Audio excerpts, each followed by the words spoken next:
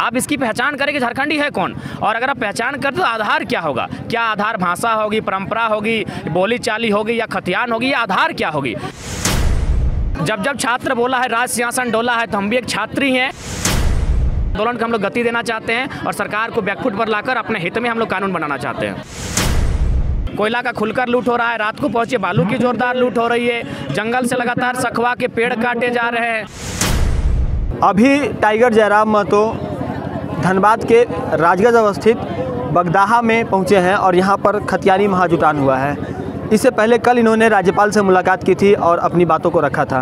राज्यपाल ने किस तरह का आश्वासन दिया था ये भी इन्होंने मीडिया से शेयर किया। हम यहाँ की भी जनता को जानना चाहेंगे कि किस तरह से राज्यपाल का जिस तरह से आपके साथ जो मंत्रणा हुई उसके बाद आपको आपकी जो एनर्जी है वो कितनी बूस्टअप हुई है। निसंदेह उन्होंने एक परिपक्व मनुष्य होने के नाते एक गंभीरता पूर्वक हमारी बातों को सुना और उन्होंने भी पहला आश्वासन यही दिया कि मैंने भी आज भले मैं राज्यपाल हूँ लेकिन इससे पूर्व से मैं झारखंड की स्थिति से वाकिफ़ हूँ और झारखंड में अलग झारखंड के बाद जो पहली मांग यहाँ के लोगों ने किया है वो यही किया है कि झारखंडी है कौन, आप इसकी पहचान करें कि झारखंडी है कौन। और अगर आप पहचान करते तो आधार क्या होगा, क्या आधार भाषा होगी, परंपरा होगी, बोली चाली होगी या खतियान होगी, या आधार क्या होगी।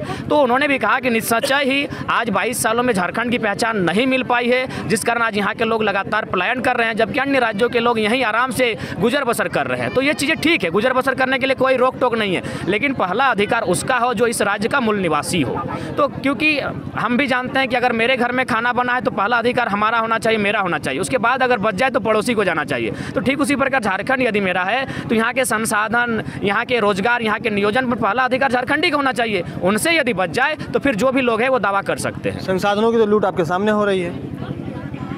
जी, संसाधनों की लूट हो रही है और फिलहाल आप देख ही रहे हैं। लगातार आप रात 12 बजे आइए तो लगेगा कि आपको मैंने कोयला का खुलकर लूट हो रहा है, रात को पहुंचे बालू की जोरदार लूट हो रही है, जंगल से लगातार सखवा के पेड़ काटे जा रहे हैं। तो ये चीज़ें सामने हैं, बिल्कुल सामने है। निसंदेह इन चीज़ों से झारखंड के राजस्व की क्षति हो रही है और झारखंड को बचाने के लिए नीतियाँ बहुत आवश्यक है। आने वाले वक्त में जिस तरह से संसाधनों की लूट हो रही है और कोयला क्षेत्र में मजदूरों का शोषण हो रहा है, खासकर जो स्थानीय मजदूर है उन्हें रोजगार नहीं मिल रहा है और रोजगार पर भी कब्जा है एक तरह से कहा जाए, तो इसके लिए भी आवाज़ उठाएंगे। बिल्कुल, और ये तो राज्यपाल महोदय का ही लेटर हेड में जारी हुआ था कि 75% रोजगार यहाँ के लोकल को मिलेंगे, स्थानीय को मिलेंगे। लेकिन प्रश्न ये उठता है कि लोकल और स्थानीय है कौन। जब तक आप पहचान नहीं करेंगे वो 75% कौन लोग दावा करेंगे। यूपी के लोग भी आकर बोल देंगे हम लोकल हैं, बंगाल के लोग यहाँ लोकल का बात कर रहे हैं, बिहार के लोग यहाँ लोकल होने का दावा कर रहे हैं, उनके पास जातीय आवासीय है। और जी हाँ, आज हम रिकॉर्ड उठा के लाए हैं, 2017 में एक व्यक्ति ने बिहार से डोमिसाइल बनाया है और उसी व्यक्ति ने 2018 में आके झारखंड से डोमिसाइल बनाई है। तो असंवैधानिक है।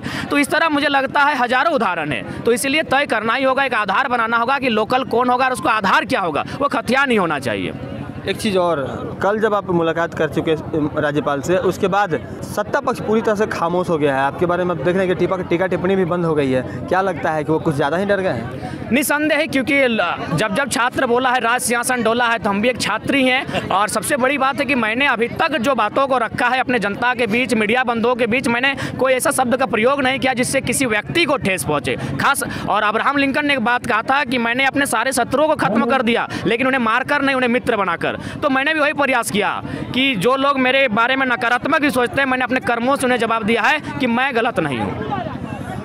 यहाँ पर जो जनता आई हुई है और जो महिलाएं हैं, पुरुष हैं, बच्चे हैं, क्या मैसेज देना चाहेंगे उन्हें? इन्हें मैसेज ये देंगे कि आप लोग इस आंदोलन में सहयोग करें, इस आंदोलन में आपकी भूमिका हो। क्योंकि देखिए, विशेषकर जो माताएं बहनें वो अच्छी तरह जानती हैं, कोई पर्व त्योहार होता है तो इनका जो घर का भाई हो, बेटा हो, पति हो, वो बाहर में रहता है, फ़ोन से बात होती है। तो ये भी जानते हैं कि भैया जब बाहर के लोग राजगंज से कमा के जाते हैं, बाहर के लोग बरवड्डा में अच्छा खासा कमा रहे हैं, तो मेरे लोग दुबई, सूरत, गुजरात में क्या कर रहे हैं। आखिर लोग नियोजन क्यों करते हैं? परिवार के लिए। तो परिवार यहाँ 500 किलोमीटर दूर अगर कोई रोजगार कर रहा है तो कहीं ना कहीं ये चीज़ें ये भी समझ रहे हैं। इसीलिए इस आंदोलन में सब साथ खड़े हैं कि आंदोलन को एक गति मिले, आंदोलन को मुकाम मिले और झारखंड में पहला अधिकार किसी को मिले तो झारखंड को मिले।